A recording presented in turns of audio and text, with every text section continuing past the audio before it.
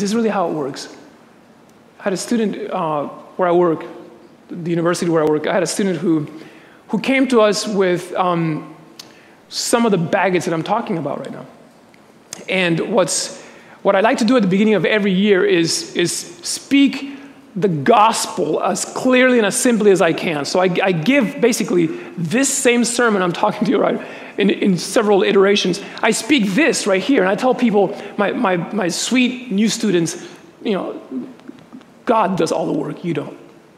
And she wasn't having it. She came over to me, and just from looking at her, I knew, okay, something's happening here, something different.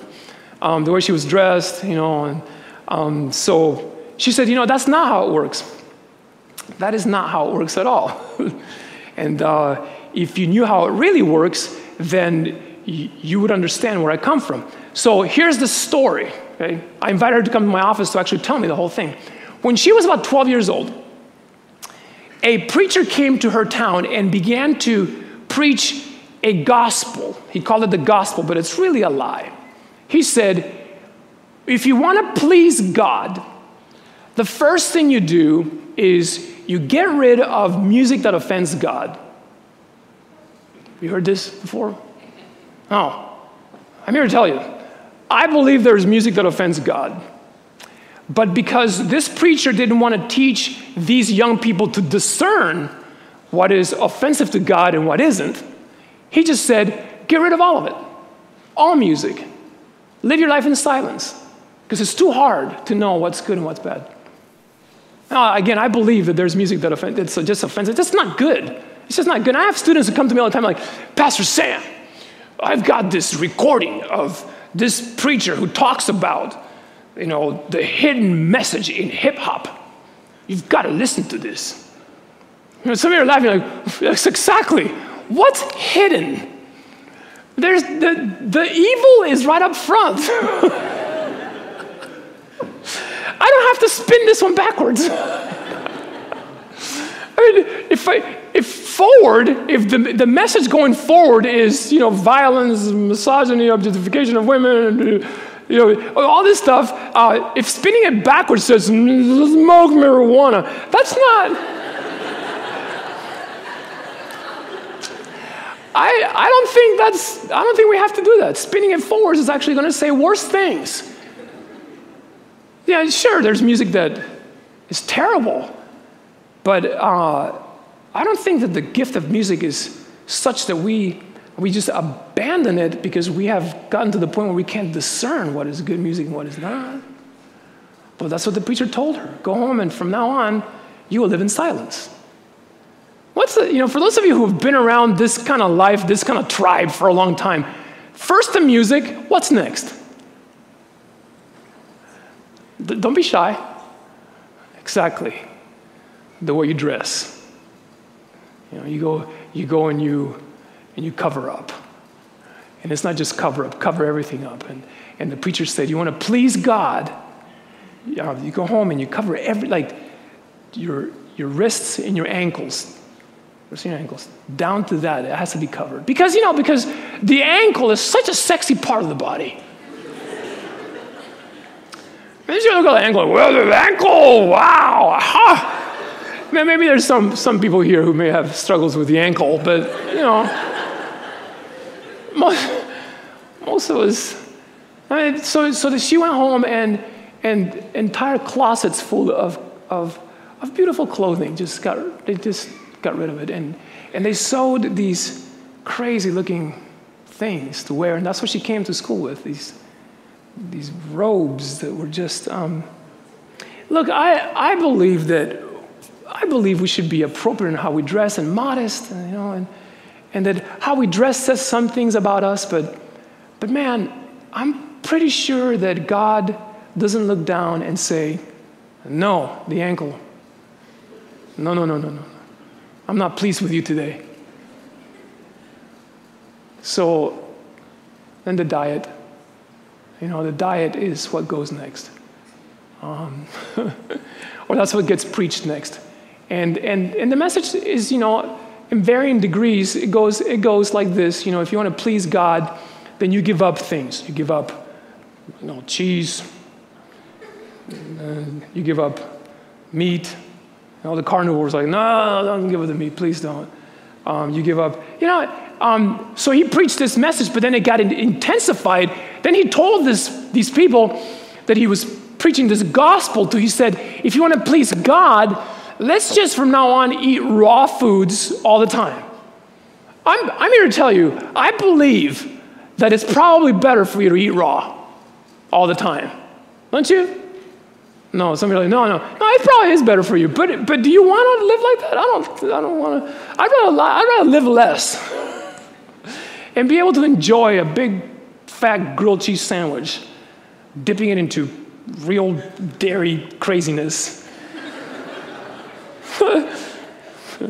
And I have been known to, don't judge. I have been known to eat a little flesh foods once in a while.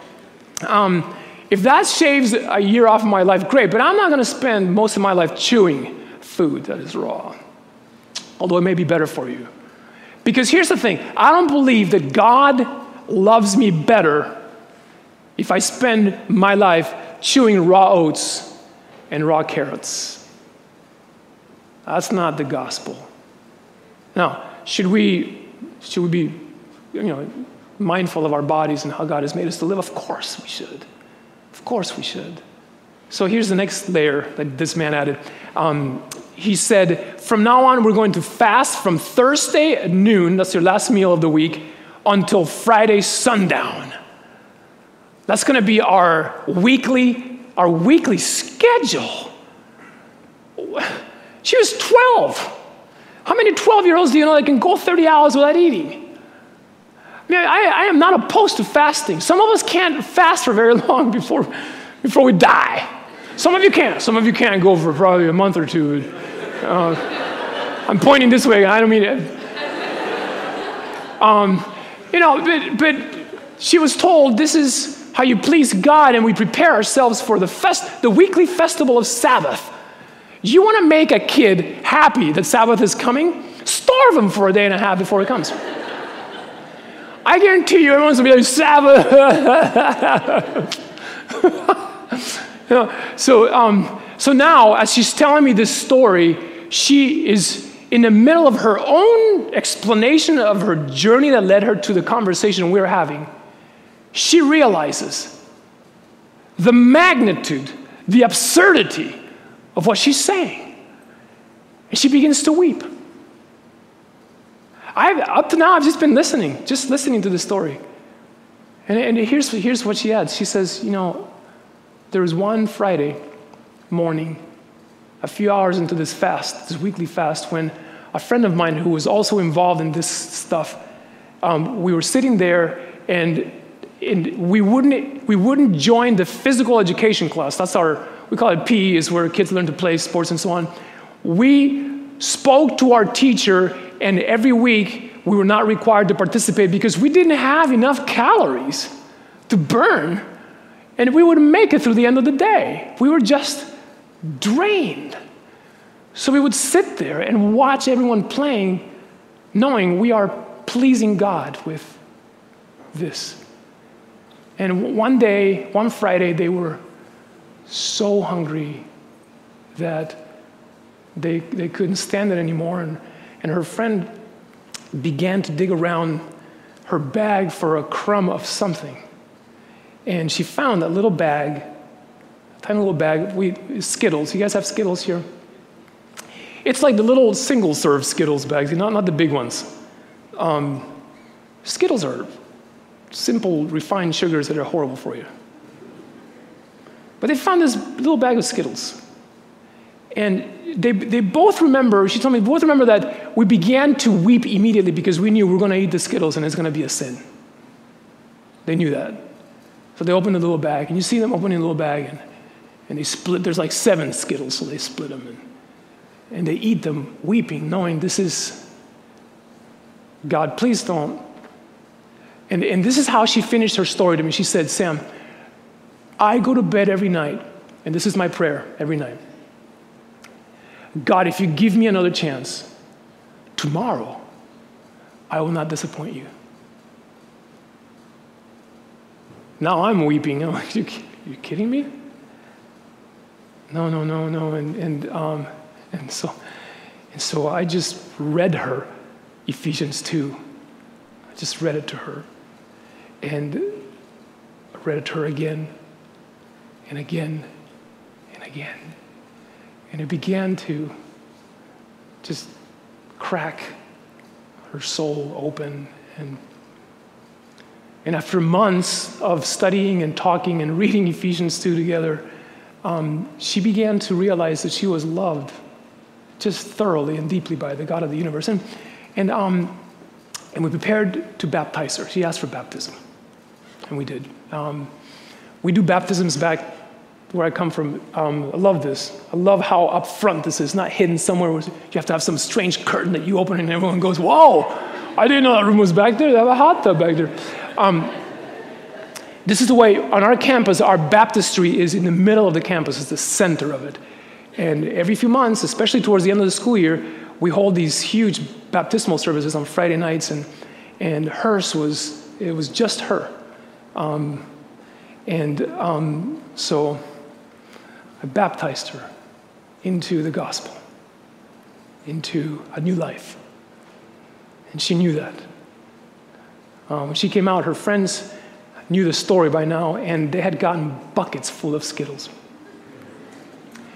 And the minute she stepped out of the water, they began to just rain Skittles. It was like a bizarre scene. Skittles just raining on us.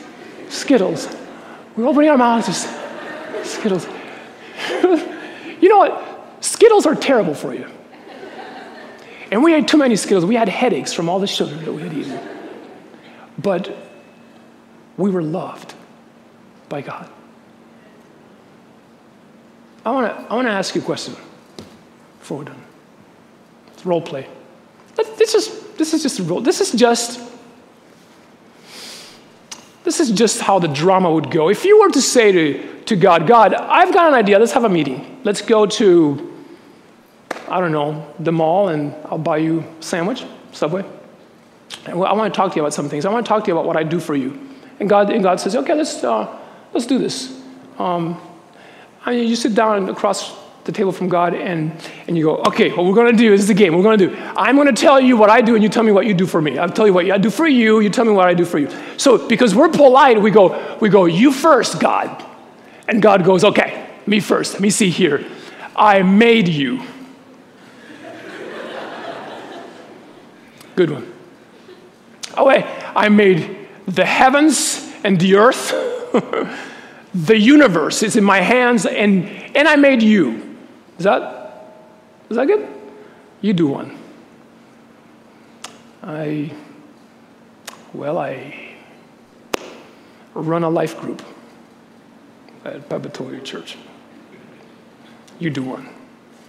Let me see here. I made the oceans and the sky and trees and seasons and fall and spring and kissing. Do you like kissing? I made that. The way your hand feels when you first hold a hand, the rush of emotion and all that, I made that. Do you like pizza? I made that. Hummus, I made that. Yes. Sushi, I made that. The music, do you like music? That was me. Yeah, do you like the sun on a cold day, the sun warming you up? Do you like the breeze on a warm day, cooling you down? Do you like people around you that you can love and live with in your family? Do you like that? I made that. You do one.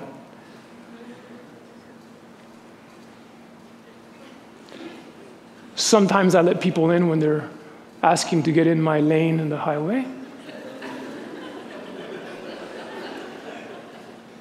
I give tithe. You know what tithe is? I do that. Sometimes I give offering.